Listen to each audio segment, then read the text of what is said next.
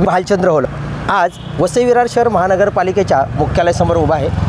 अनुसूचित जाती जमातीचे जे अध्यक्ष आहेत ॲडव्होकेट सतीश बोंडवे, आपल्या सर्वांनाच माहिती आहे की 26 नोव्हेंबर हे संविधान दिन आहे, पण या संविधान दिनाचं महत्त्व किती लोकांना समजलं आहे आणि खरोखर या काही महिन्यांमध्ये अशा काही घडामोडी महानगरपालिकेत झाल्या आहेत का, याचा खुलासा आणि एक ब्रेकिंग न्यूज आज सतीश बोंडवे साहेब देणार आहेत। साहेब काय सांगणार आहेत की आज आपण वसई विरार शहर महानगरपालिकेच्या मुख्यालयासमोर उभे आहोत, काय खुलासा करायचा आहे? एक गोष्ट लक्षात घ्या की येणाऱ्या 26 नोव्हेंबरला संविधान दिवस असतो।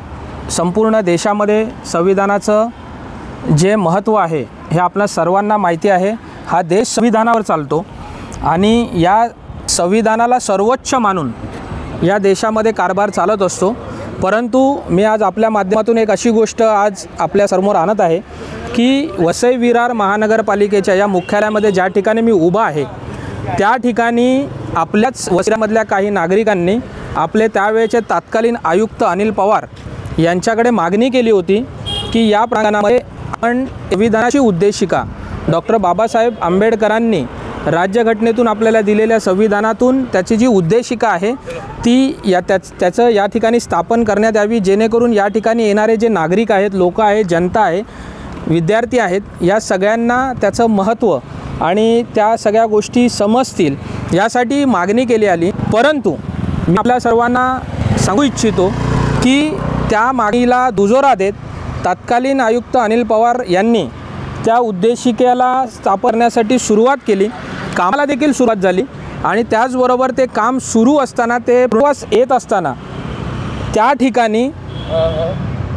या वसई विरारमध्ये राजकीय नेत्यांचा फोन येतो आणि एका रात्रीमध्ये हटवण्यात येतं। ह्याची चौकशी आणि वसई विरारमध्ये संविधानाला लोक त्या सर्वोच्च मानून वागत असतात, राहत असतात। परंतु वसई विरारमध्ये त्यावेळेला तत्कालीन आयुक्त अनिल पवार यांच्यावर कोणी दबाव टाकला आणि त्यांच्या या दबावापोटी इकडे आपल्याला मी त्याचा फोटोही दाखवतो आणि माझ्या पाठीमागे ती जागा आहे, त्या ठिकाणी बघू शकता आपण की त्याचं काम पूर्णत्वास आलं होतं आणि ते काम पूर्ण होत असताना असा कुणाचा कॉल येतो आणि तो कॉल आल्यानंतर ते एका रात्रीमध्ये तिथून हटवण्यात येतो। ही बाब अतिशय गंभीर आहे।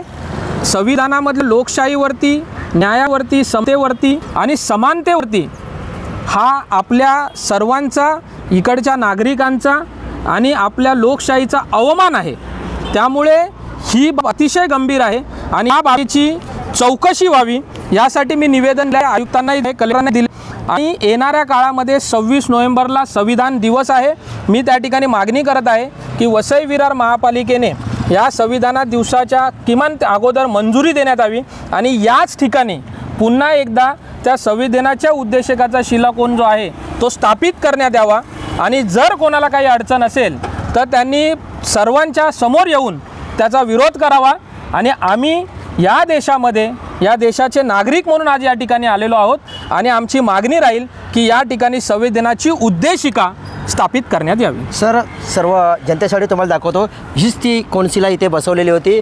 आपल्याला एक छायाचित्र आताच ॲडव्होकेट सतीश बोंडवे यांनी दाखवली होती आणि ही कौन्सिला इथे एका रात्रीत काढण्यात आलेली आहे। म्हणजे असा कुठचा दबाव होता आयुक्तांवरती आणि ती कौन्सिला का काढली गेली याचा खुलासा पण फार होणं गरजेचं आहे आणि आम जनतेला, ज्यांच्या संविधानावरती आपण चाललो आहोत, 12 बरोते जातीला आज जे संविधान दिले आहे, न्याय हक्क दिले आहेत, अशी कौन्सिला कोणाच्या मनामध्ये खचत होते आणि त्यामुळे काय परिणाम होणार होता का, हा जनतेच्या समोर लवकरात लवकर उघड होणं फार गरजेचं आहे। आणि ह्या नवनियुक्त आयुक्त जे आपल्याकडे आहे सूर्यवंशी साहेब, मनोज सूर्यवंशी साहेब, यांनी या गोष्टीचा चौकशी करून ती कौन्सिला परत तात्काळ बसवावी आणि लोकांना संविधानाचा जो मार्ग आहे तो कशा पद्धतीने चालतो हा न्याय या जनतेला दिला पाहिजे। जय हिंद, जय महाराष्ट्र।